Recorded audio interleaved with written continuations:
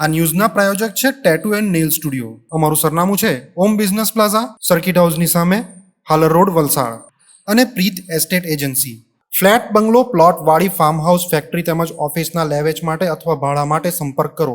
સંઘ પ્રદેશ દમણમાં ફરી એકવાર એક ગાયને વીજ કરંટ લાગવાથી મોત નીપજ્યા હોવાની ઘટના પ્રકાશમાં આવી છે. દમણના નાની દમણ દિલીપનગરના ગલી નંબર 4માં આવેલા ત્રિશુળ એપાર્ટમેન્ટની સામે આવેલ વીજપોલ પાસે નાના બાળકો રમી રહ્યા હતા.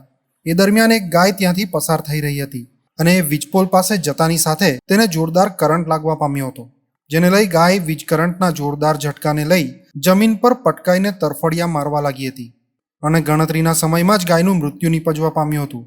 બનાવની જાણ દમણ ગૌરક્ષા મંચના સદસ્યોને થતાં તેઓ બનાવ સ્થળે આવ્યા હતા અને પોલીસની મદદથી ગાયને ત્યાંથી દફનવિધિ અર્થે ટેમ્પોમાં લઈ જવાઈ હતી. જોકે દમણનો દિલીપનગર જે પોશ રહેણાંક વિસ્તાર હોય અને જે જગ્યાએ ઘટના ઘટિત થઈ એ જગ્યાએ નાના નાના બાળકો રમત રમી રહ્યા હતા, ત્યારે ગાયની જગ્યાએ કોઈ નાનું બાળક અથવા તો કોઈ અન્ય વ્યક્તિનું કરંટ લાગવાના કારણે મોત નીપજ્યું હોત તો મોટી દુર્ઘટના સર્જવા પામી હોત. ત્યારે દમણમાં કરંટ લાગવાના કારણે અત્યાર સુધીમાં 4 જેટલા ગાયના મોત નીપજ્યા છે.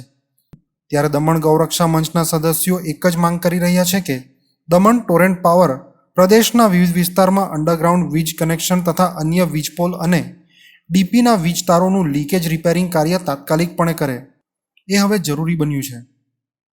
ત્યારે વારંવાર બનતી આવી દુઃખદ ઘટનાઓ અટકાવવા અને કોઈ ઠોસ પગલાં લેવા દમણ ગૌરક્ષા મંચના કાર્યકરોએ આજે ટોરેન્ટ પાવરની ઓફિસે પહોંચીને ટોરેન્ટ પાવરના અધિકારીઓને રજૂઆત કરતા ઉપસ્થિત અધિકારીઓએ એક સ્પેશિયલ ટીમ બનાવીને દમણના દરેક વિસ્તારમાં જઈને ચેકિંગ હાથ ધરવાની અને જ્યાં જ્યાં વીજ વાયર બ્રેક થયા હોય અથવા ખુલ્લો કરંટ આવતો હોય એવી જગ્યાએ પિન પોઈન્ટ કરીને વીજ કેબલોનું સમારકામ હાથ ધરવાની બાંહેધરી આપી હતી.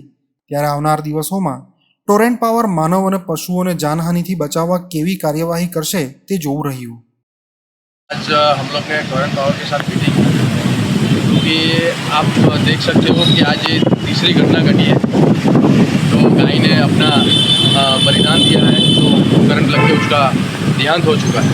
उस विषय पर हम लोग ने टोरेंट पावर के मुख्य अधिकारियों के साथ बैठकर बातचीत की और आगे ये घटना नहीं घटे उसके बारे में हम लोग ने मीटिंग की और बताया गया उन्होंने कि हम सभी एरिया में या गांव में, सिटी में जाके हम सर्वे करेंगे, जहाँ जहाँ वायर खुले हैं वो हम बंद करवाएंगे और स्पेशल हम एक टीम बनाएंगे और एक ग्रुप बनाएंगे ताकि जहाँ भी ये घटना घटी है वहाँ पे वापस घटना नहीं घटे और आने वाली घटना को हम रोका जा सके.